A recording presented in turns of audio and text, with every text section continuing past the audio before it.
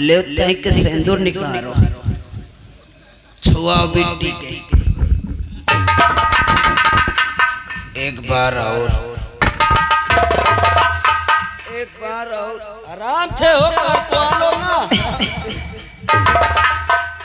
ओम मंगलाय मंगलम ओम गणदो ओम स्वाहा सिंदूरा मंगलम मंगलाय ओम स्वाहा। अब ऐसा करो दोनों जन पहटम हाथ लगा इनकी शादी हुई आप लोग ताली बजाए।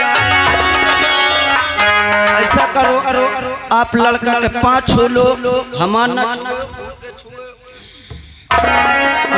आप आशीर्वाद दो। लड़का चाचा का पाँव छुओ। ये चाचा है। भगवान करे चोरीवा हो। अब ऐसा करिए बियाह संपन्न हुआ। रुक जाओ आशीर्वाद जाओ ये कैसा आशीर्वाद दे रहे हो? अब ऐसा करो देखो एक तुम कह के कहो ओ कह के नौवा हो। देखो अब हमारे एक देवा देव हाँ एक बोतल दारू पहले सुन ले। एक बोतल दारू 2 ठो देसी छौना हम करने के मत देवा दो हम चली। चलो भियान मिले फिर हम तुम्हें रहरी खेत में दे चलिए घर के दिखावटी में देंगे। सेठ जी विवाह हो गया। हम तो सोचते हैं कितनी जल्दी विदाई हो ताकि समय से हम पहुंच सके।